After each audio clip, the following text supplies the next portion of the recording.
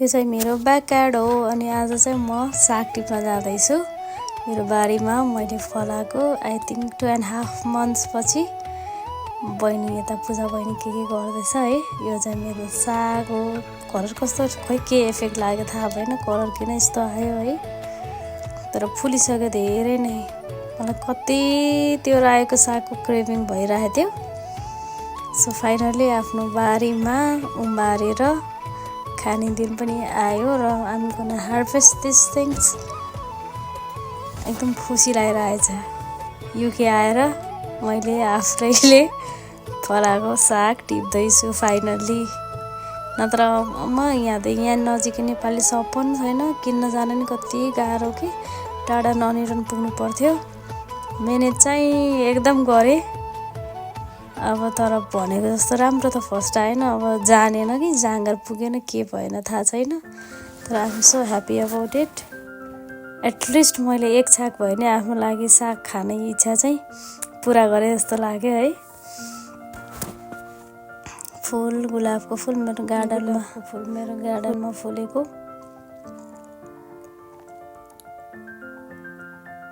यो हिजो मात्र फुलेको फुल हो।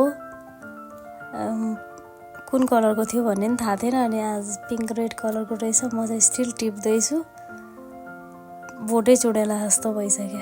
अनि लाली गुराँस फुल यो चाहिँ मेरो गार्डनको होइन, पल्लो छिमेकीको गार्डनको। मेरो पनि आएको छ क्या, तर पर्पल कलरको लाली गुराँस मेरो घर छ, तर यो वर्ष चाहिँ फुलेन। सानै भएर होला नि, कता कता जहाँ ठाउँ भेट्यो त्यही रोपिदिएको थिएँ कि मैले।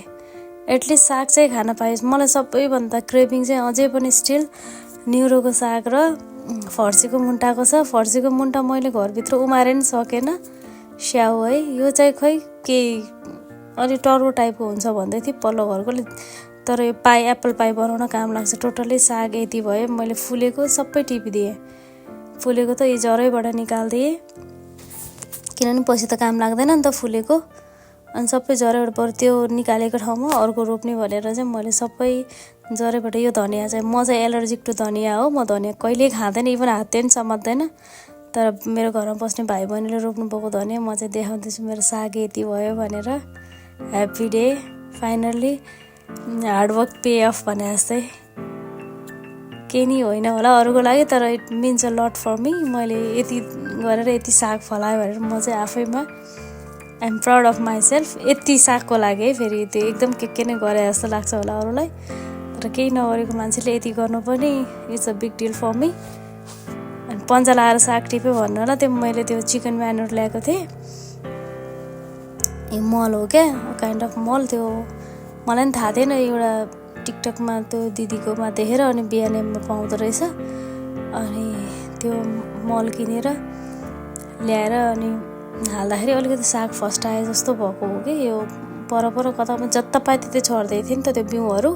अनि कहाँ त्यो यही हो चिकन म्यानुर। अघि मैले भनेको चाहिँ यही लगाउनु। अब हातमा चाहिँ केमिकलहरू के हुन्छ नि त, हातमा लाग्छ भनेर चाहिँ मैले पन्जा लगाएको। अनि फेरि मान्छेले त्यहीँ कमेन्ट गर्न आउला नि, पन्जा लाएर साग टिप्ने भनेर कमेन्ट गर्नेहरू नि आउँछन् होइन। सबैजना नगर्ला नि, तर मान्छेहरू त भन्न सकिँदैन नि त यहाँ त।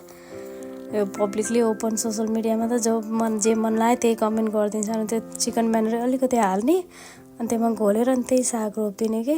म चाहिँ त्यसो पहिला चाहिँ सुरुमा चाहिँ थाहा थिएन, मैले जस्तो पाएँ त्यसो रोपिदिएको थिएँ। पछि चाहिँ अनि त्यो एकजना नेपाली दिदीको भिडियो मेरो फर यु पेजमा आउँदाखेरि चाहिँ मैले हेरेर अनि यसले चाहिँ साग फस्टाउँछ भन्ने थाहा पाएर चाहिँ अनि मैले साग रोपेको हो कि यसरी।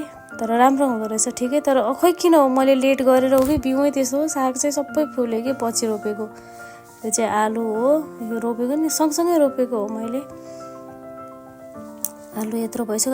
बाँकी त मुसाले खाइदियो जस्तो छैन भने कहीँ कता मात्रै उम्रिएछ, न त त्यति धेरै मजाले त्यो एउटा ड्याङ बनाएर रोपेको थिएँ, त्यसरी उम्रिएको छैन। यो चाहिँ पुदिना, यो चाहिँ एप्पल मिन्ट अरे। पल्लो घरको के हो हाम्रोतिर चाहिँ अब पुदिना भनिन्थ्यो नर्मली। यसमा चाहिँ अलिकति झुस आएको जस्तो, अनि हल्का पर्पल कलर कि ब्लू कलरको झुस जस्तो देख्छ होइन। तर हामीले चाहिँ खाना चाहिँ खायो, त्यस्तो केही नहुँदो रहेछ, खाना मिल्दो रहेछ कि। त्यस्तो नराम्रो चाहिँ नगर्दो रहेछ। म त के हो भनेर खाएकै थिएन। अब चाहिँ जताततै कि आफै उम्रेको, यो हामीले रोपेको नि होइन, के नि होइन। पहिला मलाई घर बेच्ने सायद ओनरले रोप्नु भएको थियो होला मेबी। यो फुल चाहिँ के हो मलाई थाहा छैन, तर यस्तै फुल्ने रहेछ। म त कुनै राम्रो यस्तो फल्छ होला जस्तो लाएर यता पहिला त बारीभरि के यो डिफ्रेन्ट काइन्ड अफ प्लान्ट थियो जुनको मलाई आइडिया पनि छैन है।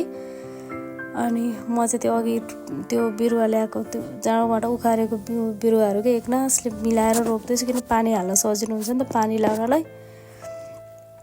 चिकन म्यानर लाउँदै अनि त्यसमा के अरे सागहरू राख्दै गरेको, ठाउँ खोज्दै। अब मलाई फेरि त्यति धेरै आइडिया पनि छैन नि त यो के गर्ने कसो गर्ने, कहिले गरेको भए पो हुन्छ।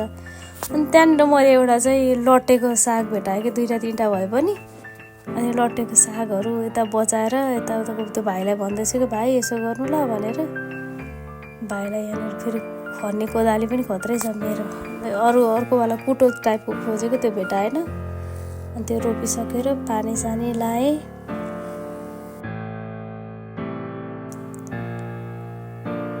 पानीहरू पाइप त्यो लामो उसवाला किनेको थिएँ कि सजिलो होस् भनेर, परसम्म पुग्न जे सजिलो छ। पानीको कति स्पिड सबै यसबाट फिक्स गर्न मिल्दछ। त्यहाँ भाइ बहिनीको हरकत हेर्दै हाँस्दैछु म। भाइ बहिनी एकअर्का खाँदैछु। यो चाहिँ चेरीको प्लान्ट रहेछ।